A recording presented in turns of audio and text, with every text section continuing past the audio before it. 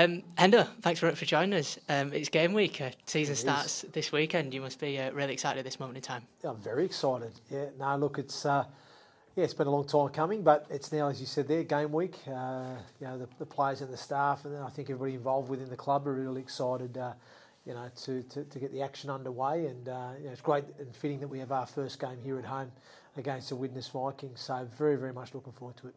How do you reflect on pre-season behind the scenes and obviously the two friendlies you've had as well? Yeah, like I said, I think it's been a really productive pre-season. Yes, it's been disrupted at times. We've spoke about that before in terms of limited numbers on the field at certain times, so we maybe not have been able to build the combinations as well as we would have liked to have done. But ultimately, a lot of the sort of key things that we were looking to develop throughout this pre-season program in terms of getting the boys fit, fast and strong, well, I think we've ticked that box physically, and also just around our mentality and our style of play. I think we've seen some real progression with that as well. So overall, I'm fairly pleased with what the players managed to produce during the pre-season training and also the friendlies, and certainly by the end of pre-season, reflect on all. I think we're in a fairly good place. Don't get me wrong, we've still got miles of growth and miles of improvement in us as we go along. But I think for the time that we've had, or the limited time that we've had, and the opportunity that we've had to be together, I think we've made some huge strides in a short space of time. So, and I think when I look at those two friendly fixtures, which were obviously a good opportunity to sort of see whether we've got a few things right and have a look at a few things that we have been working on and see it translate into a game scenario. I thought we saw that in those two friendlies, and I thought we saw progression from week 1 against Doncaster to week 2 against Batley. The challenge now for the group is to deliver a level of consistency in performance. They understand now what's needed. They have their standards that they need to hit, and that's the challenge for them now this week, is being able to deliver the standards as a team consistently well to a high level and a high standard, and then obviously execute what we need to execute as well, and deal with what's coming at us. So very, very exciting, but I'm fairly pleased with what we've produced so far in the pre-season. And what you expected from Widnes? I know they've made quite a few eye-catching signings in the off-season. What are you expecting from them? Yeah, they have. I think they've got a fairly strong squad overall. I think their strength and depth evident to see. I think it's clear that they've had a level of investment get put back into the team. I think they already had the nucleus of a competitive squad there, but I think they've had obviously a little bit more investment put into the squad, which has allowed them now to get some more quality in and give them some real genuine competition for places and strength and depth. So it'll be interesting to see how they line up this week. I mean, they've got quite an abundance of choice there in certain positions. So and some really good players in certain positions. But we're going to focus obviously more on us and what we need to get right and deliver. We'll obviously be aware of some of the threats that Widnes will pose, and I think they've got a fantastic spine there that can do some damage. They've got some good middle unit boys that have got the ability to offload and play, and some good skill level about them. So look, they're a decent side. There's no doubt about that, and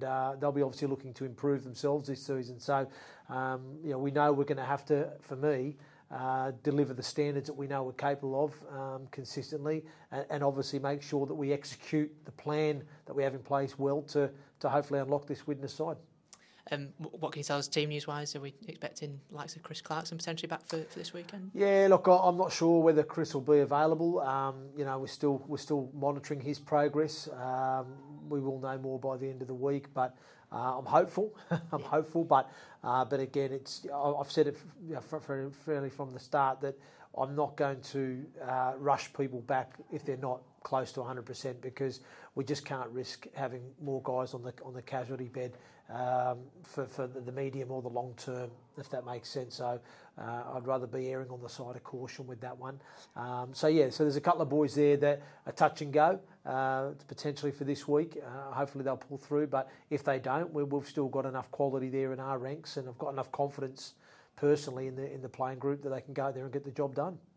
And you've brought James Cunningham in this week, such a versatile player, such an experienced player who's played plenty of Super League matches. Fantastic recruit. You must be delighted to have him on board. Yeah, really, really pleased to have James on board.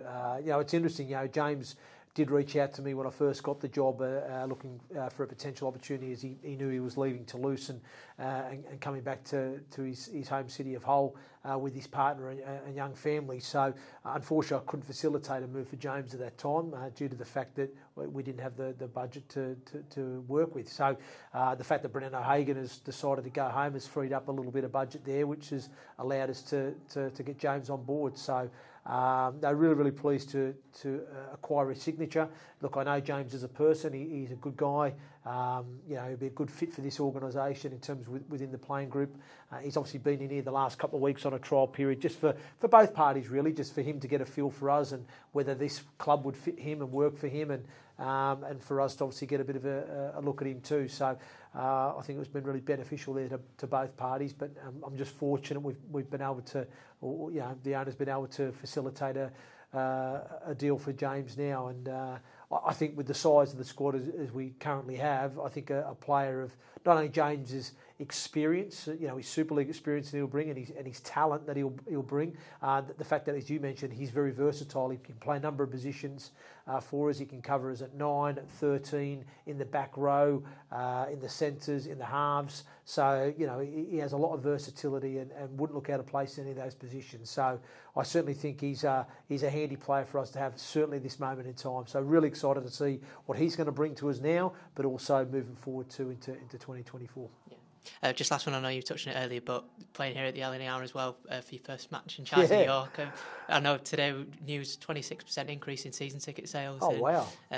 You must be really raring to go here at your new home stadium. Oh, really. that's class. I'm really pleased to hear that the fans are getting on board with the club and the direction that it's going in and what it's trying to achieve. And I think certainly the owner has done a good job in terms of setting his stall out. I think he's been very transparent in terms of where he sees the club currently, where he wants the club to go, and how he's going to make that transition for the club. And we're going to have to be patient. We know that, and there's a lot of things that we need to get right, both on and off the field. But I certainly think some of the infrastructure we've got in place at the moment, and I certainly think the plan that the owner has for this club, is a sensible one, and one I've certainly bought into. And now it's obviously my job to try and keep developing the performance side, the department, and also the team, and trying to help that grow so we can obviously be aligned as a club and a performance department together to hopefully one day bring some Super League rugby here, which would be the long-term sort of goal. But for now, it's about making sure that we're a team that the fans are proud of, that enjoy watching as well, and obviously just compete to the best of their ability each week. So I'm hopeful that on Sunday the York fans will get to experience that, and like I said, I'm just really pleased that we've got that support behind us.